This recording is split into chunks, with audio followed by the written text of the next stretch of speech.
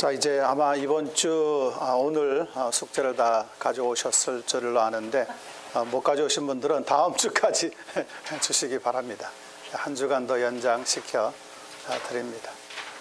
그렇다고 해서 뭐 점수를 깎든지 하는 건 하나도 없습니다. 그대로 하나님의 은혜로 우리는 또 진행합니다.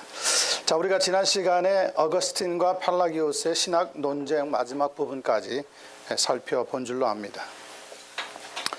물론 팔라기오스가 이단으로 정죄를 받고 물러났지만 역사의 무대에서 어거스틴이 100% 다 옳았던 것만은 아니었습니다.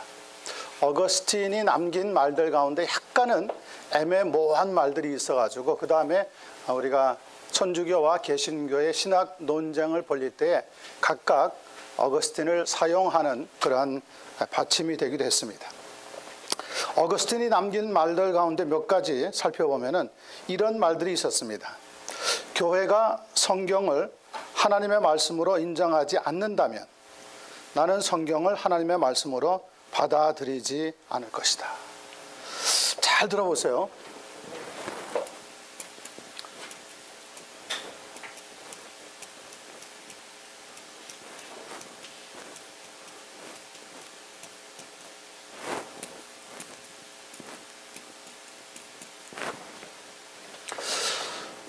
말의 뉘앙스에 따라서 무엇보다 무엇이 더 권위가 있는 것 같이 들리느냐면 성경보다 교회의 권위가 훨씬 더 높아진 것 같이 들릴 가능성이 있는 말입니다.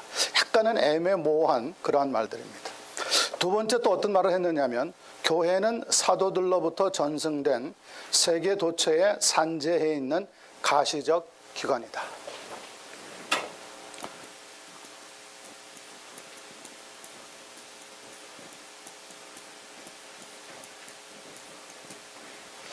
교회는 사도들로부터 전승된 세계 도처에 산재해 있는 가시적인 기관이다.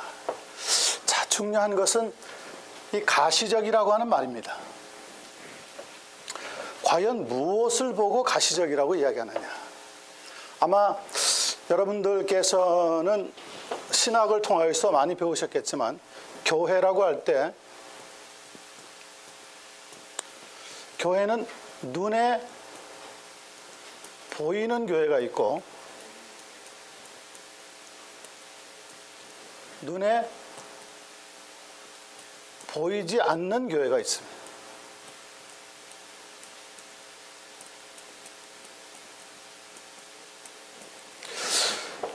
나중에 종교개혁이 일어나는 중세시대에 들어가면 이 교회론에 대해서 상당히 다른 견해가 나오는 것을 보게 되어집니다.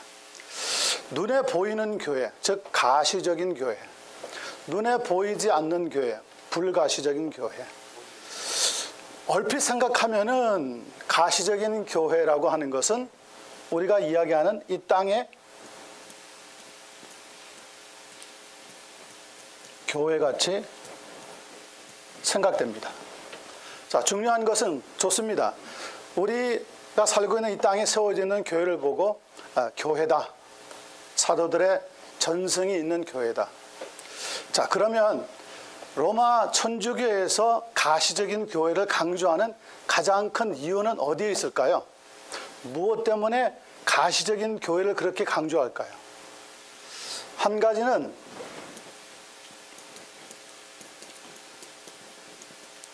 천주교회만이 보편적인 교회라는 겁니다. 천주교회만이 캐톨릭이라는 겁니다. 보편적인 교회라는 거예요. 그런데 이 보편적이라고 하는 단어를 사용할 때 꼭 등장하는 게 뭐냐면 교황권입니다. 다시 말하면 사도들의 계승이 있는 교황이 통치하는 교회. 그 교회가 바로 이 땅에 세워져 있는 보편적인 교회이고 가시적인 교회다. 자, 이렇게 해서 결국은 눈에 보이지 않는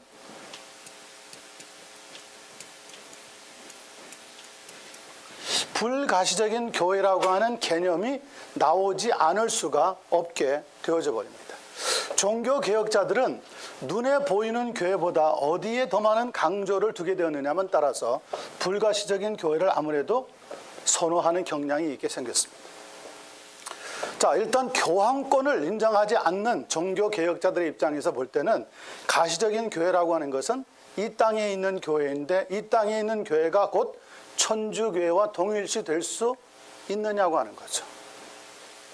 그렇다면은 불가신적인 교회, 눈에 보이지는 않지만 하나님의 교회가 분명히 있지 않느냐.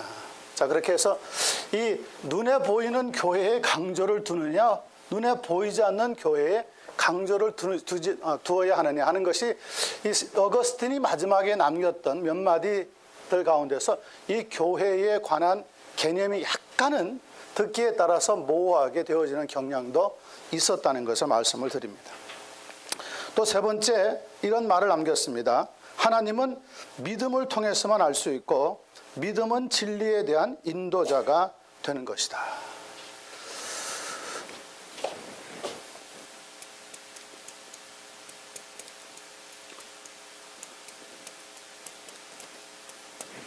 하나님은 믿음으로만 알 수 있고 이 믿음은 진리에 대한 인도자가 되는 것이다.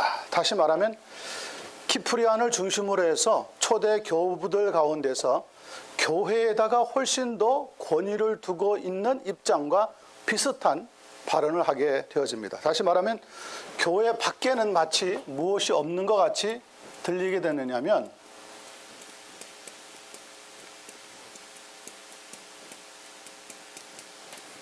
교회 밖에는 구원이 없다라고 들리게끔 발언이 모호하게, 약간은 모호하게 남겨지게 되었다는 것도 우리가 생각을 하게 되었습니다. 마지막에는 믿음은 성경과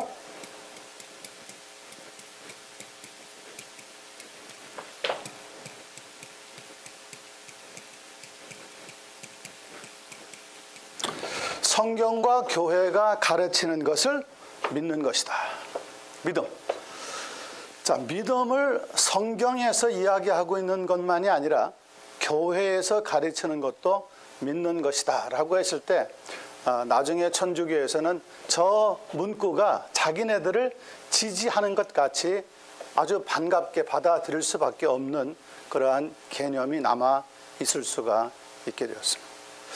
저는 몇 가지 이렇게 아주 중요한 개념들을 설명했지만은 종교개혁자들이든지 그 이전에 뛰어났던 교부들이든지 변증가든지 모든 사람들의 어떤 설명이나 주장을 살펴보면서 무엇을 많이 느끼느냐면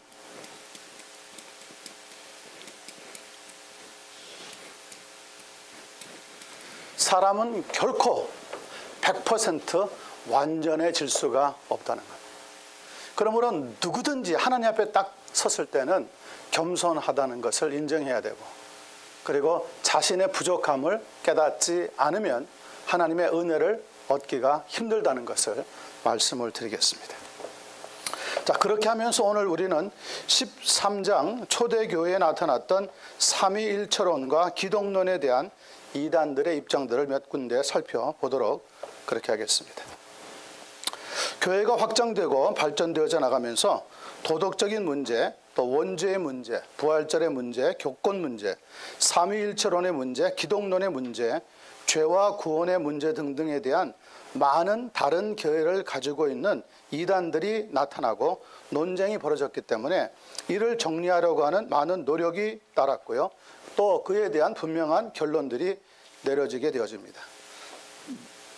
물론 개인적으로 정죄하고 판단하는 것도 있었겠지만은 그 당시에는 세계 종교회의, Church Council이라고 하는 큰 대회를 열고 거기에서 입장들을 분명히 했다는 것을 보게 되어집니다. 1번. 일본에서 살펴보는 것은 모나키안주의입니다.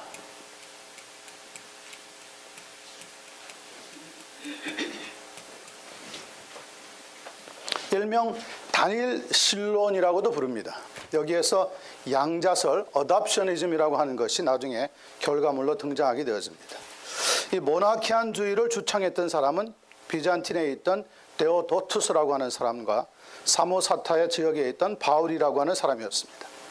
이 사람들의 입장을 한마디로 한 줄로 정리해서 요약해 보자면, 예수 그리스도는, 다시 말하면 예수님은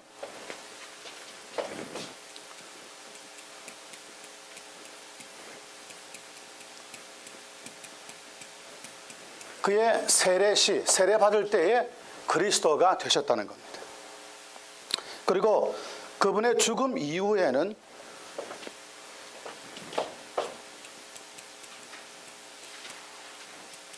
성부에 의해서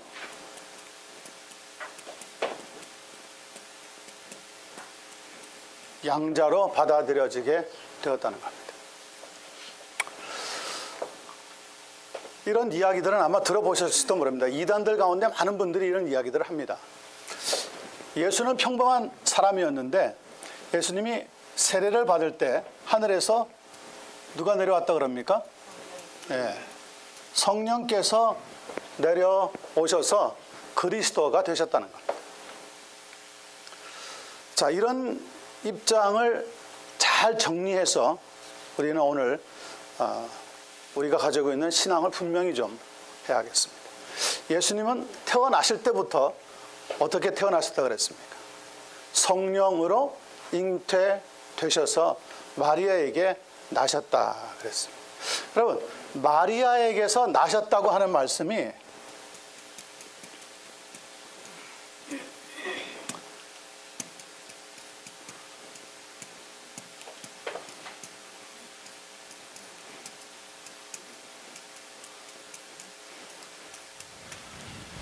창조되어서 출생하셨다고 하는 말씀이 아닙니다. 아닙니다. 예수 그리스도는 육체로 이 땅에 태어나시긴 하셨지만 처음부터 성령의 역사로 시작을 해서 성령의 역사로 이 땅에 탄생하셨습니다. 그러니까 예수 그리스도가 창조가 되어져서 육체로 입고 이 땅에 태어났다가 성령이 세례받을 때 내려오셨기 때문에 그때부터 하나님의 아들로 그리스도로 되어서 사역하게 된 것은 아니라는 것을 우리는 좀 이해를 해야 합니다. 이런 데 대해서는 이제 많은 전설들을 담고 있는 위경이라고 하는 책이 있습니다. 예수님에 대해서 아무리 설명해도 잘 설명이 안 되니까 위경이라고 하는 책들을 통해서 예수님이 마리아에게 나셔서 30살에 세례를 받으실 그 전후에 어떤 일들이 있었는가를 기적과 많은 일들을 행했다고 하는 마치 전설과 같은 이야기들을 담아서 위경이라고 하는 책들 같은 데다가 기록해 놓은 것들도 많이 있습니다. 그런 것들은 그러나 사실상 도움이 되는 것은 아닙니다. 예수님이 어떻게 해서 자라시고 어떻게 해서 주로서 주님과 그리스도로서 사역하게 되었는가, 그런 것들에 대해서는 성경이 침묵을 지키고 있는데, 그렇다면 우리 개혁주의 입장에서는 어떤 자세를 취하느냐면 성경이 말하는 것만큼만 말하라는 거예요. 성경이 말씀하면 우리도 말씀을 하고, 성경이 침묵을 지키고 있으면 침묵을 지키라. 어떤 경우에는요,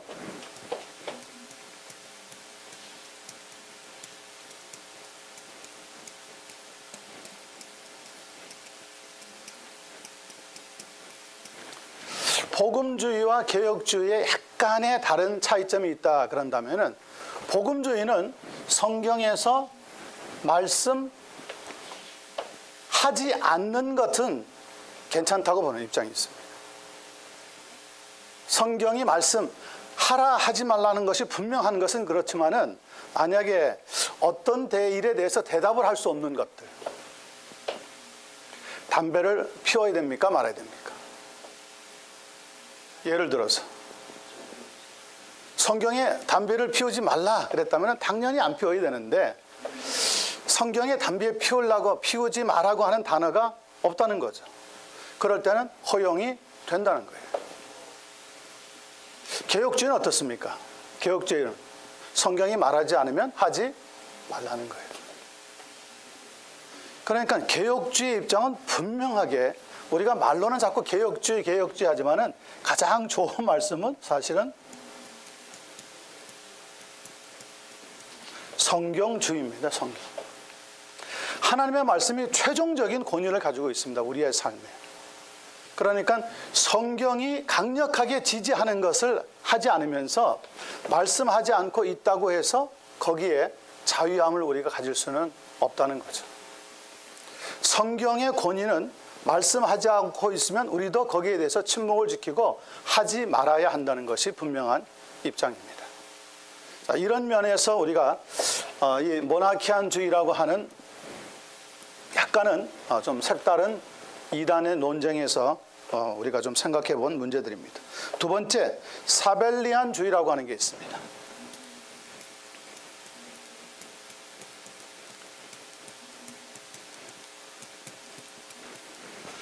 자, 사벨리안주의라고 하는 것은 나중에 결과물로서 어떤 것들이 만들어지느냐 하면 양태론과 성부 순환설이라고 하는 것으로 이어집니다.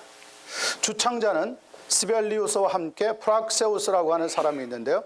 이 사람들의 주장을 한마디로 요약을 해서 보자면, 한 하나님이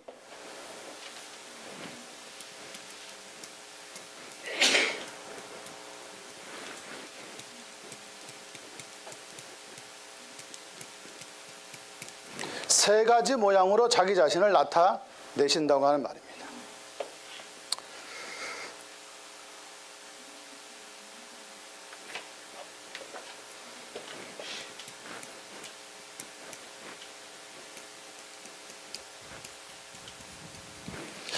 이걸 가리켜서 우리가 일위삼양설이라고 부릅니다. 한 하나님이 세 가지 모양으로 자기 자신을 나타내신다. 물론 이 사벨리우스주의도 이단으로 정죄를 받았습니다. 이들이 주장하고 있는 것 가운데서 이제 하나가 나오는 게 뭐냐면 계승설이라고 하는 것이 나옵니다. 계승설이라고 하는 게 뭡니까?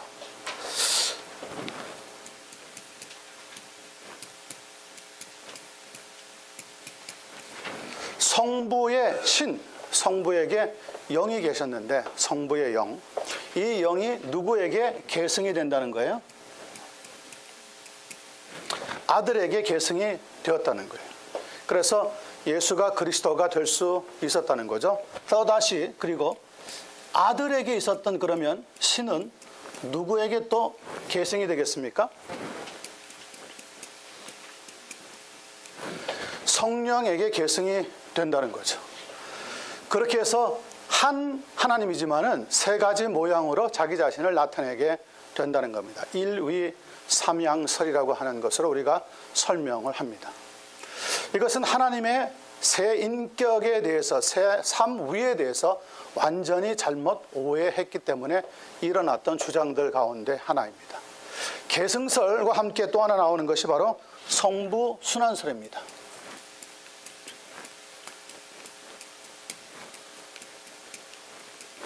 자, 한 하나님이 세 다른 모양으로 자신을 나타내시기 때문에, 그렇다면은 성자가 고난을 받는다.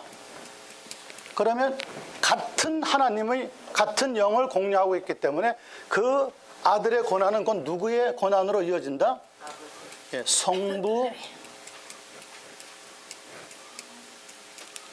성부가 곧 고통을 받는 것이다. 이렇게 주장을 한 겁니다. 그걸 가리켜서 우리가 성부 순환설이라고 부릅니다. 자, 교회 역사에 나타나고 있는 많은 이런 잘못된 견해들은 조금만 우리가 생각을 놓아버리면 얼마든지 그런 길로 흘러나갈 수 있는 방법을 가르쳐 줍니다. 여러분, 우리가 신학을 공부하고 교회서를 공부하고 뭐 성경 신학을 공부하고 하는 모든 이 신학의 중요성은 뭘까요? 신학을 공부하면 만물 박사가 되는 겁니까? 성경에 대해서? 신학을 배우고 나면 모든 걸 다 꿰뚫어 볼 수 있는 힘이 생깁니까? 그렇지는 않습니다. 물론 좀 더 깊이 성경을 볼 수 있는 어떤 도구가 되는 것은 사실이지만, 신학의 가장 중요한 목적은 뭐냐면 어떤 위험한 바운더리, 이 바운더리 경계선을 넘어가지 말라고 가르쳐주고 있는 힘을 가지고 있습니다. 예를 들면 그런 겁니다. 하나님께서 아담을 창조하시고 아담에게 무엇을 먹지 마라 그럽니까?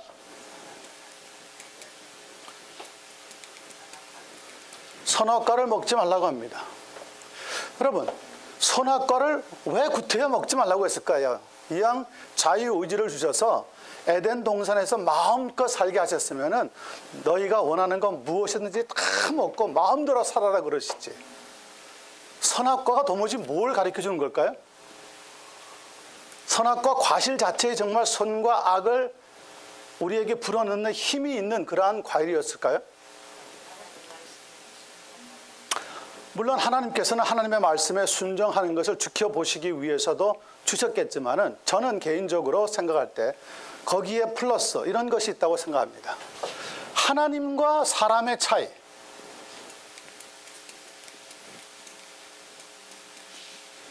하나님은 창조주이시고 사람은 피조물인데 하나님을 닮게 하나님의 형상으로 창조하셨습니다. 인간에게 자유의지를 주셨습니다. 무엇이든지 할 수 있습니다. 아직 죄가 들어오기 직전이었기 때문에 얼마든지 평화스럽게 수명을 알 수 없을 만큼 정말 언리미티드하게 살 수 있는 자유가 있었을 겁니다. 그런데 하나님은 아담에게 하나님과 다른 것을 하나 주시는 겁니다.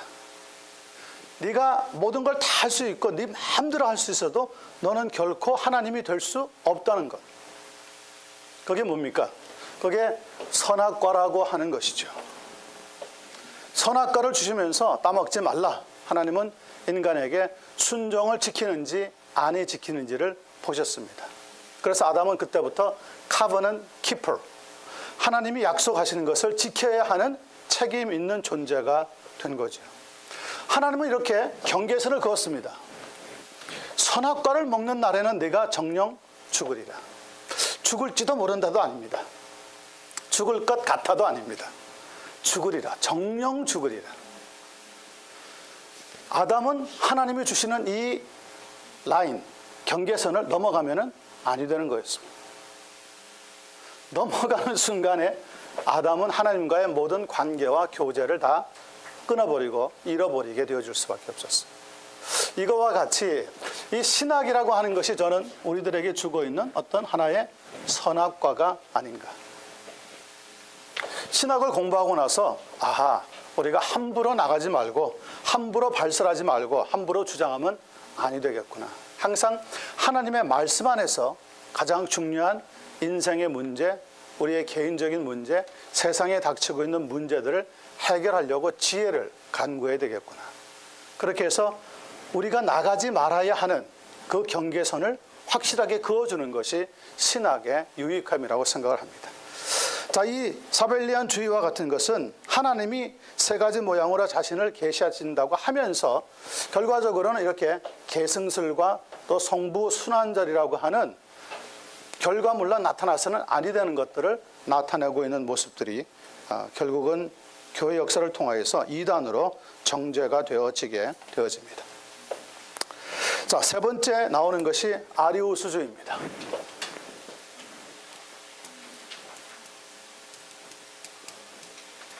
펠라기오스주의와 함께 초대교회에 가장 말이 많고 탈이 많았던 것이 바로 이 아리우스주의입니다. 주창자는요, 아리우스와 함께 니코메디아의 유세비우스, 그리고 유덕시우스, 유노미우스와 같은 사람들이 있었습니다. 이들의 주장을 한마디로 요약을 하자면 그리스도는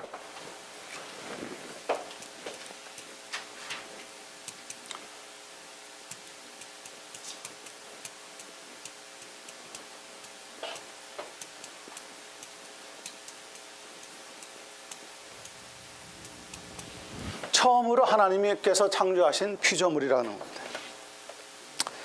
제일 먼저 모든 세상이 만들어지기 전에 가장 먼저 만드신 분이 성자 예수 그리스도라고 설명을 했습니다. 자, 이 중에 아리우스라고 하는 사람이 이제 가장 큰 견해를 주장한 사람인데요. 아리우스는 당시에 알렉산드리아의 교회에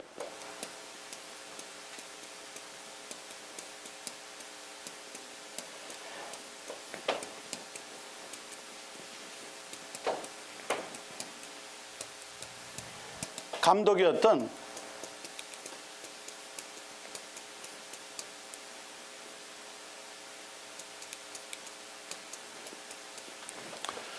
알렉산드로스라고 하는 분이 삼위일체에 대해서 설교하는데, 아리우스 당시 장로로 있었던 이분이 알렉산드로스가 설명하는 삼위일체에 대한 설교가 결국은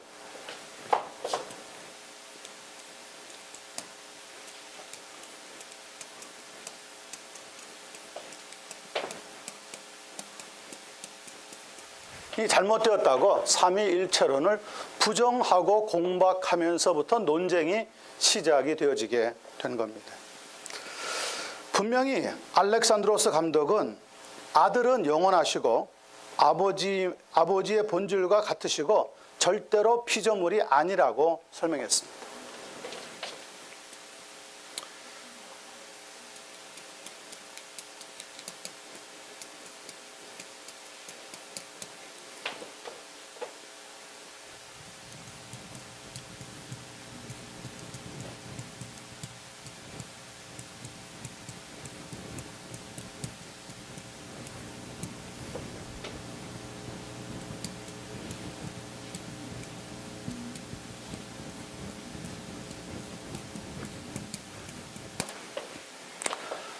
알렉산드리아의 감독 알렉산드로스의 설교는 확실했습니다. 아들은 영원하신 분이시고 아버지의 본질과 같으시고 피조물이 아니시라는 주장입니다. 자, 여기에 비해서 아리우스의 주장은 완전히 다릅니다. 아리우스는 삼위일체론 자체를 부정하기보다도 알렉산드로스 감독의 가르침에 대해서 부정을 하면서 어떤 말씀을 했느냐면,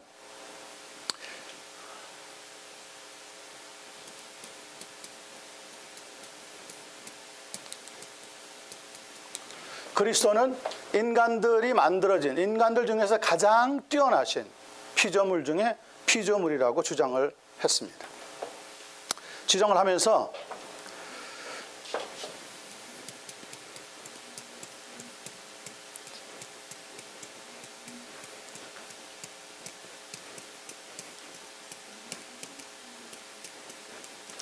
신의 아버지의 본질과 같다고 주장하는 알렉산드로스와는 달리 신의 본질과 같지는 않지만, 그러나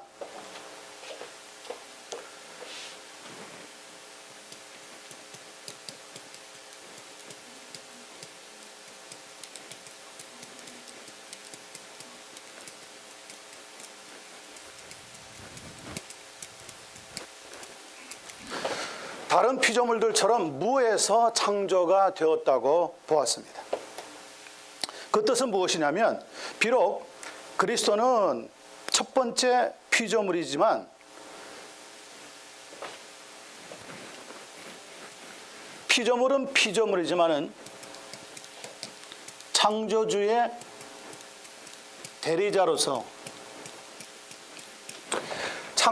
대리자로서 모든 피조물들보다는 더 뛰어나신 분이라고 주장을 하게 된 겁니다. 그래서 성부보다는 조금 다르고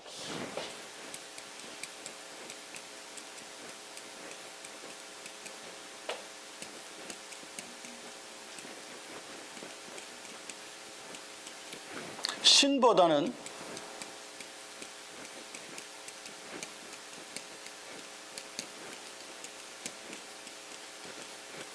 낮은 존재다, 이렇게 설명을 했습니다. 그러므로 본질상 예수님은 영원성에 있어서 성부와 같을 수는 없다는 겁니다. 성부와 아주 흡사하게 가장 가까이 나가신 분이기 때문에 아리우스가 주장하고 있는 이야기는 나중에 유사 본질이라고 하는 말로 설명이 되고 있습니다. 우리가 어려운 말들을 지금 쭉 쓰고 있는데요. 알렉산드로스 감독은 교회의 정통적인 입장에서 아들은 영원하신 분이고 아버지의 본질과 같고 피조물은 아니시라는 거고, 아리우스의 주장은 그리스도는 뛰어나시고 창조주의 신성 대리자이시긴 하지만 그러나 다른 피조물들처럼 똑같이 무에서 창조되신 분이지만 그러나 성부와는 조금 다르고 신보다는 약간은 낮은 사람보다는 훨씬 그러나 뛰어나신 위대하신 분이다. 이렇게 설명을 한 것으로 인하여서 논쟁이 거듭 시작될 수밖에 없었습니다. 자, 이런 의견을 가지고 결국은 어디에서 정리가 되어지느냐 하면 여러분들이 잘 아는 것처럼 니케아 회의에서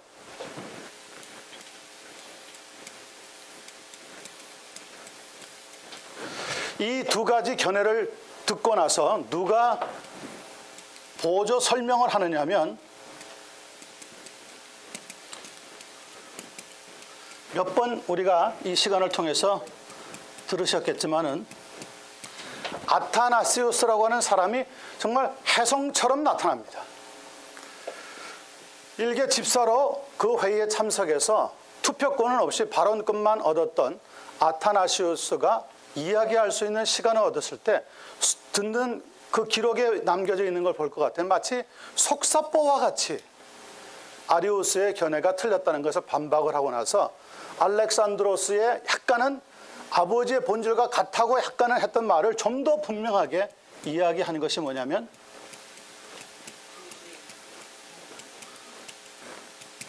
동일 본질이시라고 하는 말씀으로서 결론을 내리게 되었습니다.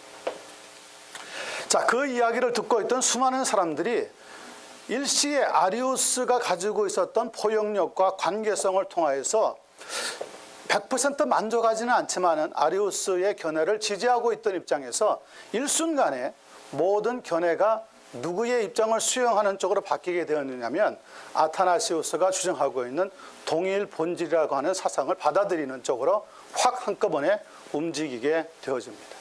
그래서 초대교회에서 가장 뜨거웠던 핫포테이토와 같은 그 뜨거웠던 아리우스 논쟁이 거기에서 중지가 되게 되어집니다. 동일 본질이냐 유사 본질이냐 저희가 들을 때는 뭐 그렇게 큰 차이가 없는 것 같은데 예수 그리스도를 설명하는 데 있어서는 유사 본질은 전혀 그 성격이 정통적인 신앙과는 다르다는 것이 니케아 회의에서 내려졌던 결론의 입장입니다. 그리고 우리는 지금까지 교회 역사를 통해서 정리되어진 이 예수 그리스도가 하나님과 동일 본질이라고 하는 입장을 고수하면서 신앙을 지켜내려오고 있게 되는 겁니다.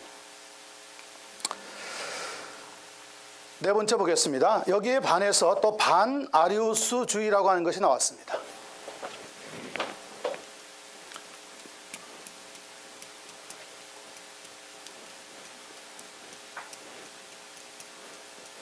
반아리우스주의라고 하는 것은 일명 유세비안주의라고 하는 것인데요. 주장한 사람들은 앙키라에 있던 바실 그리고 라오디게아에 있던 그레고리입니다. 교회 역사를 공부하다 보면 그레고리, 바실, 어거스틴 이런 이름들이 계속해서 여러 군데에서 많이 나오는데 그것은 그 당시에 많이 통용되던 이름이었기 때문에 그렇다는 것으로 이해하시면서 그러나 그 지방이 상당히 중요하다는 것 잘 생각해 보시게 되기를 바랍니다. 이 반아리우스주의를 한마디로 요약을 하자면 이런 겁니다. 예수 그리스도는 본질상 성부와 뭐하지만 유사하지만 그러니까 아직 유사 본질의 입장을 고수하고 있으면서 하지만 거기에서 끝나지 않고 누구에게 종속된다?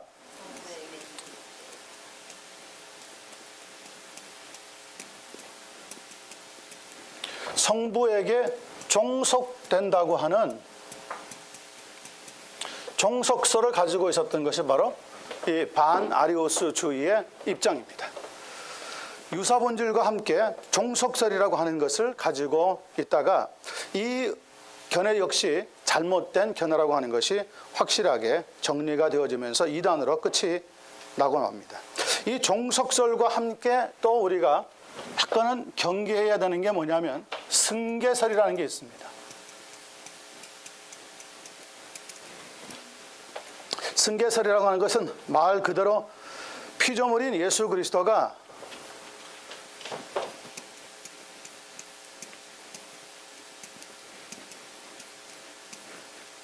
하나님의 아들로 승격이 되었다는 것. 승계설이 아니라 죄송합니다.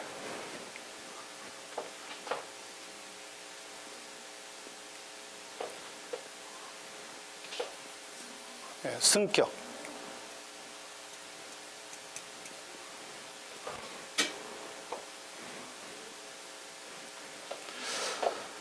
피조물이었는데 예수가 하나님의 아들로 승격되었다. 그렇게 해서 여전히 예수 그리스도를 하나의 신으로 보는,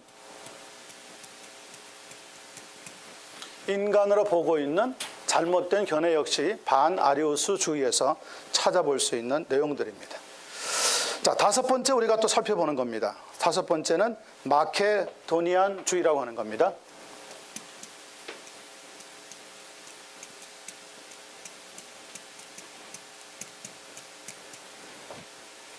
마케도니안주의의 주창자는 마게도니우스라고 하는 사람인데요. 요약하자면은 성령은 이제는 기독설이 아니라 여기서는 성령 역시도 무슨 존재이다?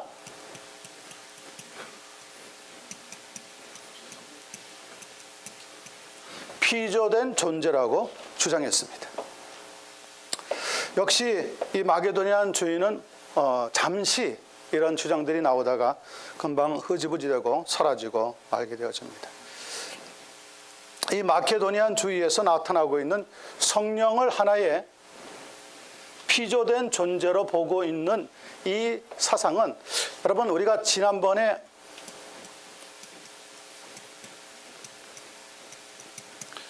AD 186년경에 이단으로 정제되었던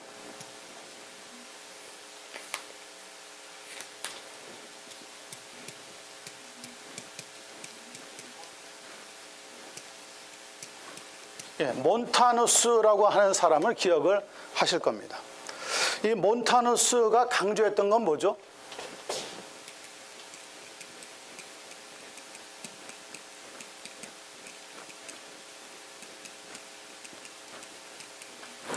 예언과 방언을 하나님의 지식의 말씀보다 더 위에 놓고, 그리고 그 당시에 지금도 뭐가 온다고 생각했냐면 선지자적인 계시가 교회에 내려오고 있다고 주장한 사람입니다. 마치 오늘날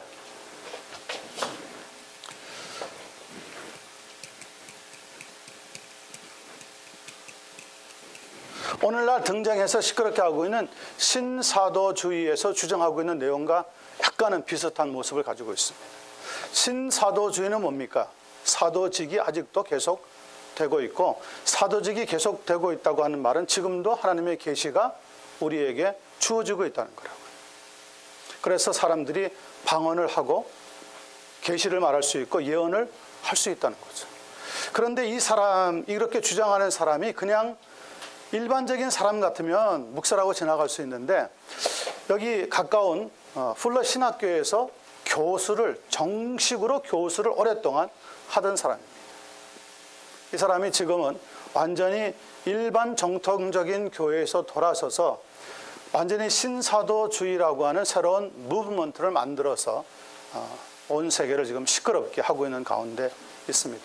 워낙 필설이 좋기 때문에 글로 책을 많이 쓰고요. 집회 같은 데 모이면은 또 이 언변이 아주 뛰어나기 때문에 다른 사람들을 금방 설득할 수 있는 힘이 있다고 합니다. 그러다 보니까 추정자가 자꾸 생겨나고 있는 거죠. 갑자기 그 사람이 만든 게 아니라 벌써 이미 이전에 초대교회 때 나타났던 몬타누스주의라든지 마게도니아주의 같은 여러 가지 성령의 잘못된 이해를 가지고들 오늘 나타나는 모습들이 바로 이러한 교회 외곽으로 일어나고 있는 잘못된 운동. 여러분, 그런 운동들에 귀를 기울일 필요도 없고 들을 필요도 없습니다. 들으시면 안 됩니다. 제가 한 가지 LA 근방에 있다가 보니까 좋은 점도 있고 나쁜 점도 있지만, 좋은 점이라고 하면은 여러 목사님들과 함께 많은 교제의 폭을 넓힐 수 있다는 것이지만, 나쁜 점이라고 한다면은 너무 이 교회에서 잘못된 이야기를 전하는 사람들이 버젓하게 일반 우리가 섬기고 있는 교회 강단에 서서 일방적으로 막 주장하고 있다는 거예요. 그런데 그런 사람들이 우리가 소위 이야기하고 있는 대형교회 목회자들하고 어떻게 연이 닿고 줄이 닿은지 모르겠지만은 와서 3,000명, 4,000명 혹은 1,000명, 2,000명 앉아있는 교인들에게 독초와 같은 신학적인 사상들을 가리키고 주입하는데도 모두가 다 분위기만 좋으면, 그리고 눈에 나타나는 어떤 신비한 모습만 있으면 받아들이고 있다고 하는 것이 문제입니다. 교회 안에서 갖가지 문제들이 많이 발생합니다. 여러분, 한번 3년인가 4년 전에 그런 운동이 일어났던 거 기억하십니까? 금리빨 사건. 성령께서 역사하시는데, 역사하시면 썩은 이빨을 갖고 있는 사람도 금리빨로 바뀐다는 거예요. 네. 그렇게 해서 금리빨로 바뀌었다는 사람들이 나타나서 간증도 했습니다. 그럼 뭐 교인들이 그냥 뒤집어지는 거예요. 야, 나도. 여러분, 그렇게 하면은 첫째, 이 세상에 누가 망할까요? 금장사하는 사람들이 망하겠죠. 그런데 그런 것을 성령의 역사라고 믿고 거기에 나가서 머리를 뒤밀고 안수받겠다고 하는 사람들이 부지기수로 많다는 겁니다. 그런 사람들이 일시에 이렇게 왔다가 지나갔으니까 다행이지, 오늘도 만약에 버리고 있다면 참 교회가 얼마나 시끄러울지 한번 생각해 보시고. 그런데 그거보다 약간 능력이 떨어지는 사람들이 오면 금리빨 사건이 아니라 무슨 사건으로 바뀐다고 하느냐면 은리빨 사건으로 바뀐답니다. 여러분, 은리빨이든 금리빨이든 성경에 없는 이야기를 하는데 왜 아멘 하시는 거예요? 성경에서 그런 말을 성령이 오셔서 하신 역사가 없는데 왜 거기에 현혹되고 거기에 넘어가느냐는 거죠. 그것은 평소에 우리가 하나님 말씀대로 살지 않고 하나님 말씀을 주야로 묵상하는 실력이 떨어지기 때문에 그렇습니다. 여러분, 공부 잘하는 사람들한테 물어보면요, 그 사람들은 절대로 벼락치기로 공부하지 않습니다. 언제 공부합니까? 평소에 공부합니다. 그러니까 평소 실력이 떨어지면 벼락치기를 하게 됩니다. 근데 벼락치기를 하는 거는요, 이틀만 지나고 일주일만 지나가면 다 잊어먹습니다. 여러분, 평생 공부를 얼마 하셨습니까? 대학까지 나오셨으면요 16년을 그것도 풀타임으로 공부하신 겁니다. 여러분, 한 사람의 인격체가 16년 동안 공부를 하고 학문을 정진했다 그러면 그 사상이나 이성이 건전해야 합니다. 그런데 여러분, 16년 동안 배운 게 얼마 남아있어요? 다 잊어먹었습니다. 분명히 공부는 했는데, 졸업장은 남아있는데 머릿속에는 없어졌습니다. 머릿속에 지옥에 같이 지워져 나갔습니다. 뭐만 남아있습니까? 내 생활에 필요한 것만 남아있습니다. 구구셈 남아있습니다. 플러스 마이너스 하는 거 남아있습니다. 그리고 기본적인 상식 남아있습니다. 그러니 그런 사람들이 앉아 있어도 그런 금리빨, 은리빨 하는 사람들이 와서 성령의 능력 임내하면서 강단에서 마구잡이를 해도 먹히는 거죠. 먹히는 거예요. 그렇다고 해서 성경 공부를 열심히 하느냐? 성경 공부도 잘 안 합니다. 그러면 우리가 왜 공부할 때 메이저 하는 것도 있지만 일렉티브 하는 게 있습니다. 보충 과목들을 잘하는 것더라도 교양 과목이라도 잘하느냐? 교양 과목도 안 합니다. 그러니 메인도 잘 안 돼, 교양 과목도 잘 몰라. 이단들이 판을 칠 수밖에 없는 거죠. 금리빨 사건이 일어났다 그러면 왕창 사람들이 모여요. 신문에 광고하고 방송에 내면 모이는 거예요. 담임 목사가 강대상을 빌려주면서 막 이 사람이 얼마나 능력 있는 사람인지 소개를 하면 그냥 껌뻑껌뻑 넘어가는 거죠. 우리는 하나님의 말씀에 붙잡혀야 합니다. 사도 바울이 뭐라고 얘기합니까? 성령에 붙잡혀서, 내가 하나님의 말씀에 붙잡혀서 사역을 감당하고 있다고 하는 말씀들을 우리가 꼭 기억하면서 이런 웬만한 일에는 좀 넘어가지 않는 그 귀한 단단한 믿음의 사람들이 될 수 있게 되기를 간절히 소원합니다. 자, 6번째 보겠습니다. 아폴로나리우스라고 하는 사람입니다.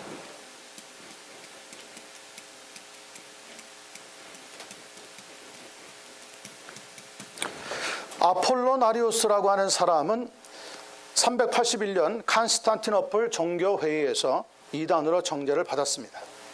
이 아폴로나리우스가 주장하고 있는 것은 그리스도는 무엇을 가지고 있지 않다고 보았냐면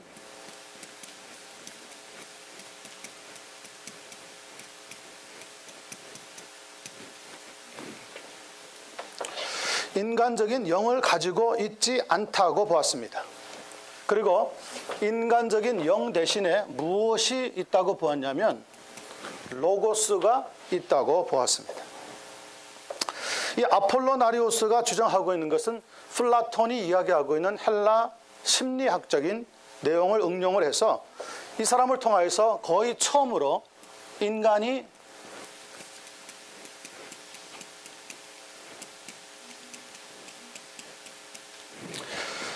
몸과 혼과 영으로 구성되어 있다고 하는 삼분설이 주장되기 시작하게 됩니다. 예수 그리스도는 하나님의 로고스가 인간의 영을 대신하게 되어졌고, 로고스는 마음과 몸이 하나의 인격을 이루고 있는 상태라고 설명을 한 겁니다. 다시 말하면 예수 그리스도의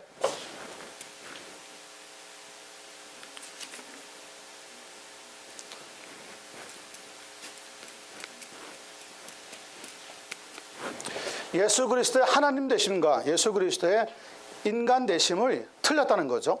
그래서 잘못되었고, 예수 그리스도는 인간적인 영을 가지고 있었는데 나중에 그리스도가 되시면서 로고스가 인간의 영을 대신해서 예수 그리스도에게 사역하고 있었다고 주장을 하는 겁니다. 이것은 예수 그리스도의 인격에 대해서 잘못 이해하고 있는 거죠. 분명히 예수 그리스도는 하나님이시지만은 100% 온전하신 사람의 인격을 가지고 계셨던 분인 것에 대해서 잘 이해를 못한 결과 주장하게 된 것이 바로 이 아폴로나리우스가 주장하고 있는 그리스도는 인간적인 영을 가지고 있다고 하는 겁니다. 그러므로 예수 그리스도의 진정한 인성을 부정한 거죠. 인성을 부정한 거죠. 로고스가 인간의 영을 대신하고 한다는 것은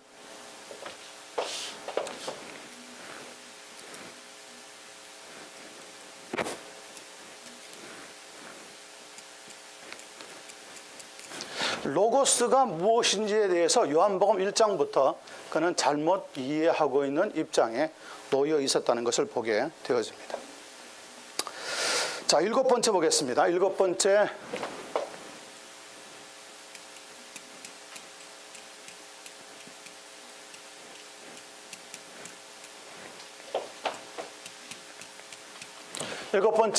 나오는 이단 중에 하나는 네스토리우스라고 하는 사람입니다. 네스토리우스라고 하는 사람은 소아시아에 있는 시리아 출신이었고요. 386년에서 451년경에 활동한 사람입니다. 자, 이 네스토리우스가 반대하는 것이 두 가지 있습니다. 하나는 신인설 부정했고요. 그 다음에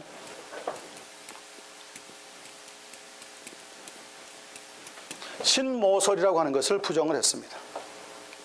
네스토리우스를 한마디로 주장을 요약해 보자면, 로고스가 예수 그리스도의 인격 안에 있으면서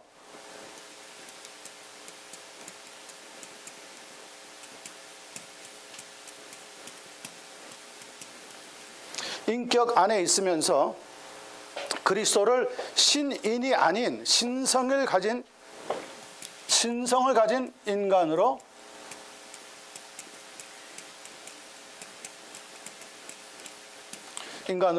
만들었다는 겁니다. 그러므로 그리스도의 인격성을 유기적으로 결합하고 있다기보다는 오히려 기계적으로 결합하고 있다고 주장하게 된 겁니다. 신인설, 다시 말하면 인간 예수에게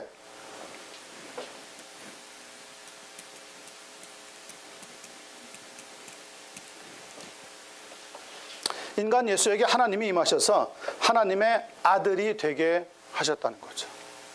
역시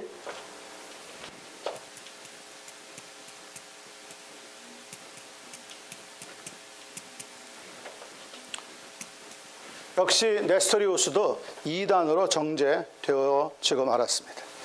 자, 중요한 것은 이렇게 되었던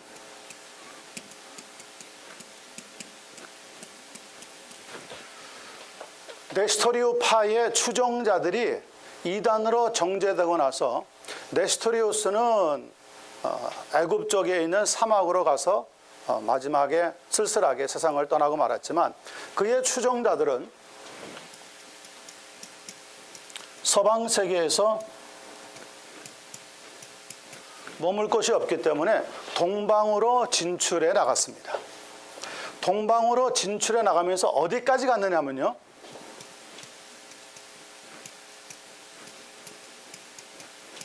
중국 당나라에까지 도착을 했습니다. 중국까지 도착한 이 나스토리우스, 우리가 비기독교라고 말할 수 있겠죠.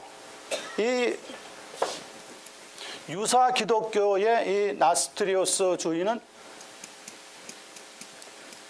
중국에서는 경교라고 하는 이름으로 불리면서 상당한 호응을 받았다고 합니다. 상당한 호응을 받았습니다. 그래서 그들이 교회도 세웠는데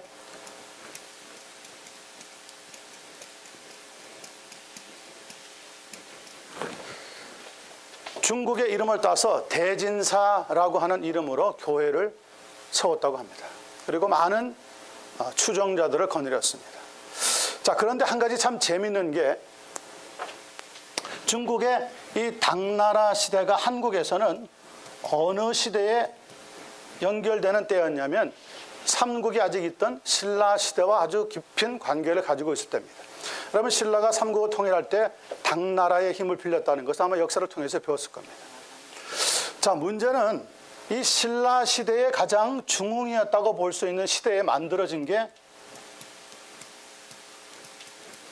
불국사라고 하는 절인데, 불국사라고 하는 절을 한때 79년인가 80년인가에 수리한 적이 있는데, 수리할 때 이 불국사 내에서 무엇이 발견이 되었느냐면 십자가가 발견이 되었습니다.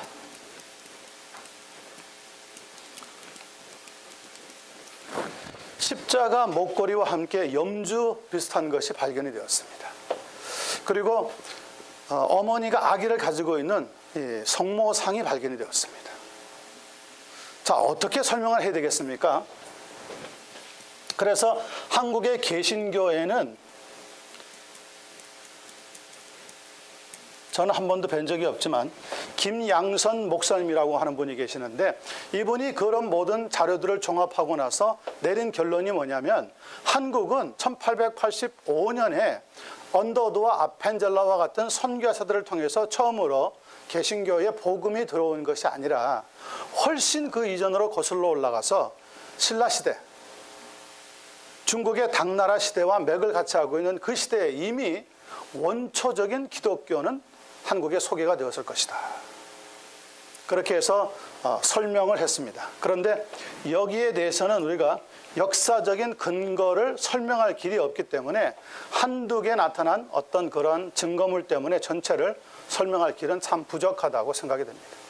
앞으로도 얼마나 더 많은 유적들이, 고적품들이 발견이 되어서 설명할지는 모르겠지만, 하여튼 중국에까지는 분명히 경교의 모습으로 이단으로 정제되었던 네스토리우스파가 복음을 가지고 어떤 면에서는 약간은 비기독교적인 요소들을 들고 들어가서 불교 문화가 성행하고 있던 중국에다가 기독교의 어떤 모습을 나름대로 심어 놓았다고 하는 것이 일관된 하나의 지금 주장입니다.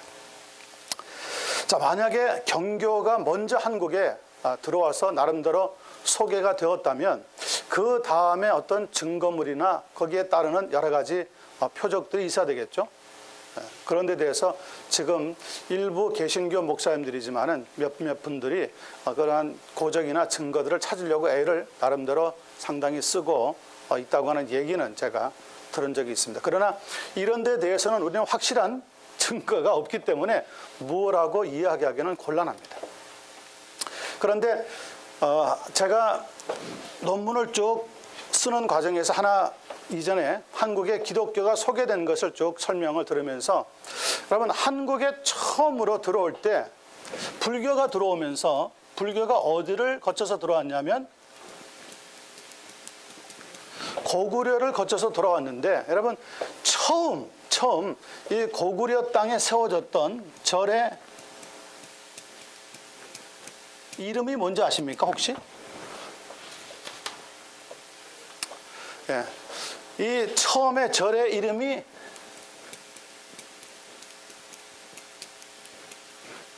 에브라임사입니다. 에브라임사. 에브라임사입니다. 그런데 참 놀라운 거는 한국에서는 에브라임이라고 하는 말이 없습니다. 단어 자체가. 단어 자체가 없습니다. 어떻게 에브라임이라고 하는 절이 이름을 가지고 지어졌을까? 그런데 이 숙제를 풀려면 아무래도 성경을 보지 않을 수가 없는 게 성경에 보면은 에브라임이라고 하는 이름이 등장합니다. 그래서 나름대로 한국에는 온전한 우리가 이야기하고 있는 개신교적인 종교개혁적인 개혁주의적인 복음은 아니었는지 모르지만 어떤 복음의 일부 어떤 모습이 불교와 함께 이미 접촉하면서 일어나지 않았을까라고 하는 생각만 잠깐 해볼게요. 잘못하면 우리 생각이 깊어져 가지고 이런 이단들과 또 맥을 같이 하면 안 되니까 우리는 여기서 분명하게 자르고요. 예수 그리스도는 어쨌든 이런 여러 가지 증거가 있어도 하나님의 말씀을 통하여서 성령께서 믿음으로 역사하시는 분명한 구원의 사역이라는 것을 우리가 받아들이고 인정하고 정통적인 신앙으로 정리를 해야 합니다. 그런데 이 네스토리오스가 한 가지 잘한 건 뭐냐면 신모설입니다. 신모설을 반대했습니다.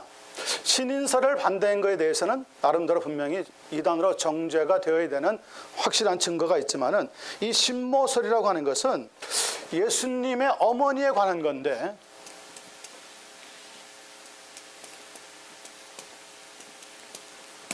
예수 그리스도의 어머니가 우리와 똑같은 일반적으로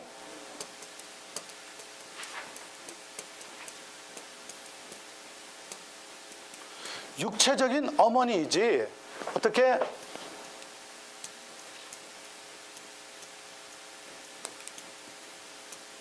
하나님의 어머니라고 불리울 수가 있느냐, Mother of God이라고 어떻게 불리울 수 있느냐, 그것은 잘못된 것이다 라고 했던 것은 상당히 제가 볼 때는 정확하게 지적한 내용 같아 보였는데도 이 신인설이라고 하는 견해가 훨씬 더 시끄럽고 더 중요한 주제가 되었기 때문에 신모설과 함께 엮여져서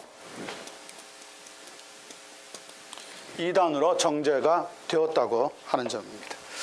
약간은 좀 안타까운 점이 있습니다. 이 면에 대해서 네스토리오스 같은 사람이 좀 더 잘 교부들이나 변증가들과 교리하면서 신학의 세계를 좀 더 넓히고 확실하게 정통주의적인 신학을 붙잡았더라면 아마 그 시대에 상당히 뛰어난 신학자로 활동을 하지 않았을까 나름대로 안타깝게 생각해 보는 점은 있습니다. 자, 그 다음에 유티케스주의입니다. 유티케스주의라고 하는 것은 주창자는 유티케스라고 하는 사람입니다. 요약하자면 그리스도의 인간성은 로고스에 의해서 희석되고 있다는 겁니다.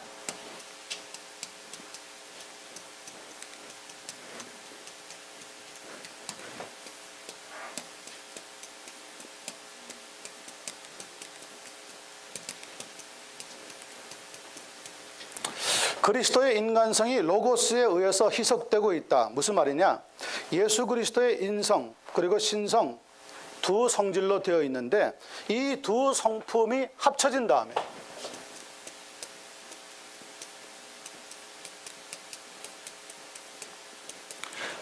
다음에 완전한 두 인성과 신성으로 나타난 것이 아니라 인성이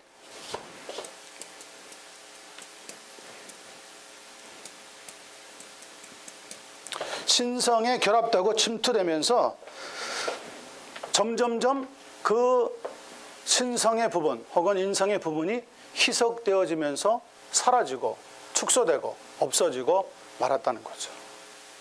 여기에 대해서는 우리가 분명하게 잘못되었다는 것을 생각하지 않을 수가 없습니다. 그리스도의 몸은 우리의 몸과 확실히 다릅니다. 예수 그리스도는 성육신 이전에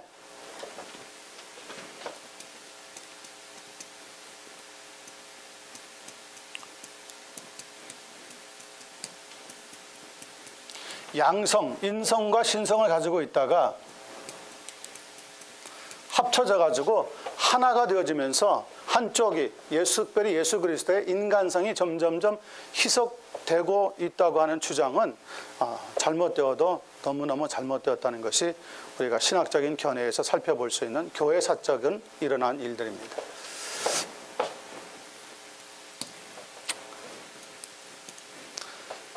아홉 번째 보겠습니다. 이 유티케스주의는 449년 제2차 네스토리우스가 431년 제1차 에베소 공회에서 이단으로 정죄받고 물러났다면, 이 유티케스주의는 제2차 에베소 회의가 449년에 열렸을 때 거기에서 잘못된 견해로 판정을 받고 물러나고 말게 되어집니다. 아홉 번째 우리가 살펴보는 것은 단일 육처론입니다.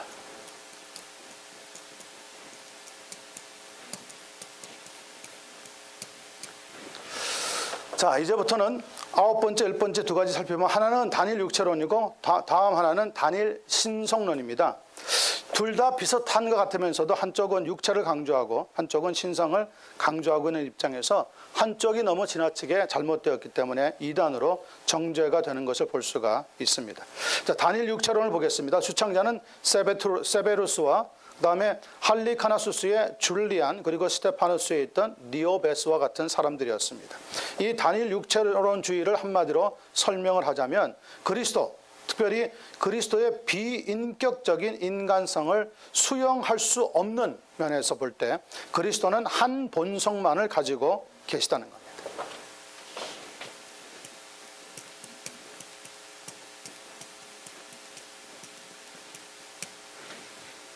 한 본성만 가지고 계시다. 이것이 역시 잘못되었기 때문에 이단으로 정죄를 받을 수밖에 없었습니다. 거기에 반대해서 단일 신성론주의도 한쪽만 있다는 입장인데요. 여기에는 단일 육체론과 정반대로 그리스도는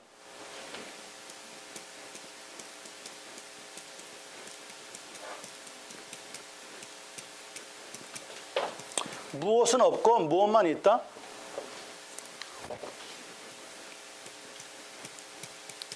인간적인 의지는 없고 무엇만 있다고 보느냐면 신적 의지만 있다고 보는 겁니다. 자, 이렇게 해서 단일 육체론도 또 단일 신성론주의도 결국은 이단으로 한쪽만 지나치게 강조하면서 종교회의에서 각각 이단으로 정죄를 받고 역사 무대에서 사라지게 되었습니다. 여러분, 성경을 보시면 예수 그리스도를 어떻게 하는 것이 적그리스도의 영이다 설명하고 있죠. 잘하면 예수 그리스도가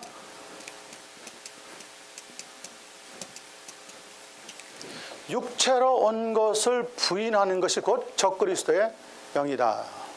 자, 그런데 예수 그리스도가 육체로 온 것만이 아니라 교회사를 쭉 내려가다 보면 예수 그리스도의 육체는 없지만은 신적인 의지만 있다고 하는 쪽으로도 볼 때도 잘못되어지는 경향이 나타났습니다. 그래서 적그리스도라고 하는 것은 꼭 어떻게 사람적인, 동물적인, 우리 눈앞에 무시무시한 괴물로 등장하는 것이 아니라 상당히 신학적인 요소를 가지고 교회 안에서 새로운 무리를 일으키고 교회를 완전히 두 분파로 갈라버리는 그러한 무시무시한 견해들이 오히려 적그리스도의 원래 모습이 아닌가 생각해 볼 수가 있습니다. 여러분 가지고 있는 성경이 계시다면 한번 우리가 찾아보고 확실하게 한 다음에 넘어가도록 그렇게 하겠습니다. 어디에 있겠습니까? 요한 1서에 있겠죠? 네, 요한 1서에 있는 말씀입니다. 요한 1서 4장 2절과 3절 말씀을 보겠습니다. 4장 2절과 3절 보니까 하나님의 영은 이것으로 알지니 곧 예수 그리스도께서 무엇으로 오신 것을요? 육체로 오신 것을 시인하는 영마다 하나님께 속한 것이요. 그러면 오늘 지금 쭉 10가지 이단들에 대해서 살펴보았는데 예수 그리스도를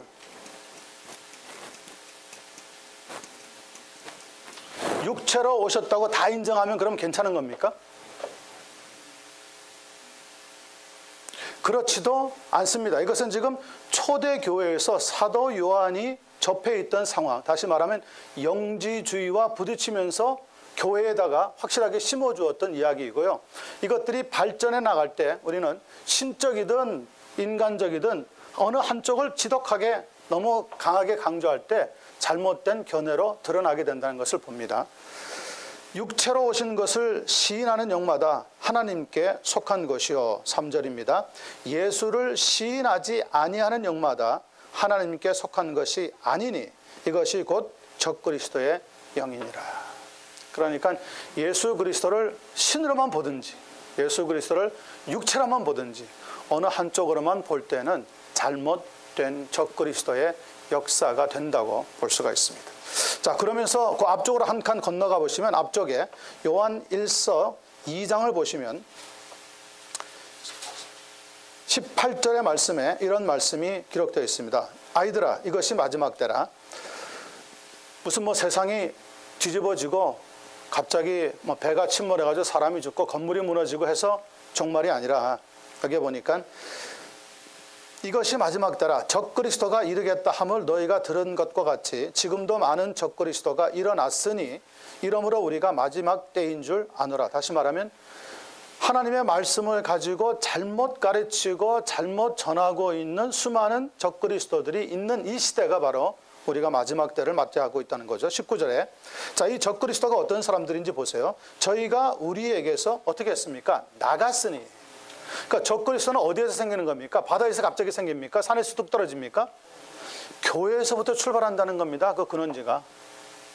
그것도 신학을 가리키고 우리가 가리키는 말씀이 제대로 된 거라고 의논하는 사람들 속에서 이런 문제들이 발생할 수 있다. 그러니까 상당히 영적인 문제로 우리가 취급하지 않을 수가 없습니다. 자, 우리에게서 나갔으니 우리에게 속하지 아니하였나니 만일 우리에게 속하였다라면 우리와 함께 거하였으려니와 저희가 나가는 것은 다 우리에게 속하지 아니함을 나타내려 합니다. 우리와 함께 있다고 한다면 여러분 계속 잘못된 견해를 발표하더라도 무엇 할 수 있는 기회를 얻습니까? 고칠 수 있는 기회를 얻는 거죠. 더 뛰어난 신학의 선생이라든지 목사님들에게 이 견해가 잘못된 것이구나 라고 생각이나 견해를 바꿀 수 있는데도 불구하고 그 기회조차 얻지 못하고 나가면 어떻게 됩니까? 그 다음부터는 독선적으로 일방적인 길을 걸어갈 수밖에 없다는 거죠. 이게 참 무서워. 그러니까 이단은요, 처음부터 이단입네 하고 등장하는 게 아니라 교회에서부터 출발을 합니다. 지금 한국에서 이 구원파라고 하는 아주 시끄러운 일들이 발생하면서 저는 오히려 잘 됐다고 봅니다. 이제 구원파가 무엇인지 사람들이 점점 관심을 가지고 알게 되면은 어느 쪽을 제대로 배울 수 있느냐면 제대로 된 정통적인 하나님의 말씀과 교리를 배울 수 있는 기회도 얻게 되어질 것이라는 겁니다. 적그리스도가 누구냐? 오늘 초대교회만이 아니라 중세를 지나가면서도 중세의 특별히 종교개혁자들은 교황을 적그리스도로 보았습니다. 볼 수밖에 없는 견해가 있습니다. 지금 프란체스카 교황이 겉으로 여러분 평화적인 메시지를 던진다고 해서 천사가 아니라는 거죠. 그는 이전에 어떤 견해를 발표했냐면요, 여러분들이 속해 있는 종교에서 최선을 다하면 구원 얻을 수 있는 길이 있습니다라고 이미 발표한 적이 있는 사람입니다. 이것은 정통적인 구원의 교리에 부딪히는 이야기입니다. 요한복음 14장 6절에서 예수님은 분명하게 말씀하셨습니다. 나는 길이요 진리요 생명이니 나로 말미암지 않고는 아버지께로 올 자가 없느니라. 거기에 사실은 뭐가 들어가야 되느냐면요, 결단코 없느니라 그렇게 하셔야 돼요. 결단코. 구원의 길이 없습니다. 예수 그리스도를 말미암지 않고는 일어날 수가 없는 일들을 우리가 지금 살펴보았습니다. 자, 오늘 여기까지 저는 초대 교회에 나타나고 있던 여러 가지 이단들에 대한 말씀들을 생각해 보았습니다. 시간이 조금 남기는 했는데요. 여러분들이 질문이 있으면 해주시고. 속사도란 말하고 신사도란 말하고 틀린가요? 뭐하고요? 속사도란 말을 속사도요? 네. 속사 잘 그거는 잘 모르겠는데 속사도까지는요. 속사도라고 하는 것은 어디서 들으셨어요?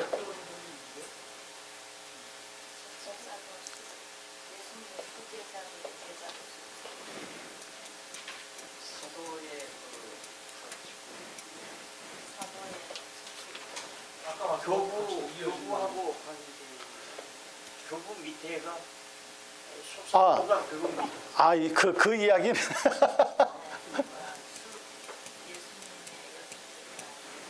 지금 교회 역사에서 지금 전 적그리스도 얘기를 쭉 하다가 속사도에 대해서 갑자기 물어보시니까 속사도가 요즘 새로 생겼나 그렇게 생각했.